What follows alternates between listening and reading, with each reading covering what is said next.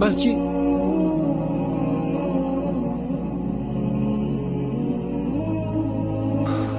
bu baribir noto'g'ri qaror. Bu bizning qarorimiz emas. Bu odamlarning qarori. Ularni bu yo'ldan qaytarishimiz kerak. Endi juda kech. Bormizmi, yo'qmizmi? Endi ularga baribir. Ularning hayotiga begonamiz. Muammo bizlarda emas, odamlarda. Muammo odamlarning boshlarida. U yerda esa biz uchun joy yo'q. Bo'ldi endi. O'zingni qiynama. Lekin meni hali hech kim o'qigani yo'q. Bunaqalar oramizda millionlar. Baribir urinib ko'rish kerak. To'xta, shoshma. Keyin kech bo'ladi. Iltimos, o'tkazmaning. Marhamat. Kelgisa. Biz ham kiraylik. Xo'sh. Tezroq bo'laring. Tezroq bo'linglar, bizga ham navbat kelsin. Navbatdagisi. Birinchi qator ikkinchi joyga marhamat qiling. Rahmat. Birinchi qator birinchi joy sizga muntazir. Rahmat. Marhamat. Menga tegishlilarni tezroq o'tkazib yuboring. Albatta. Marhamat, kiringlar. Marhamat.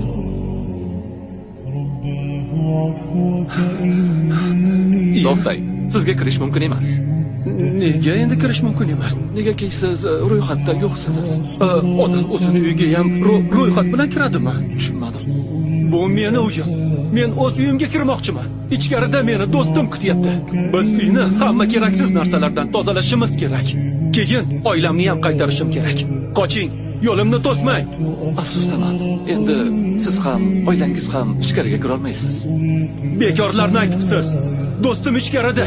Men va oilam ham albatta uning yonida bo'lamiz. To'xtang, nima qilyapsiz? Uni do'stini oldiga kuzatib qo'yinglar. Qani yo'qolinglar. Mana seni do'sting. Seni ogohlantirgandim.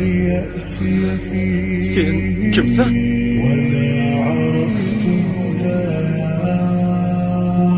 Yo'q, kerak emas. Endi men ham nega ularni ichkariga kiritding? To'xtatib qolishga bir o'zimni kuchim yetmadi. Nega meni yordamga chaqirmading? Menga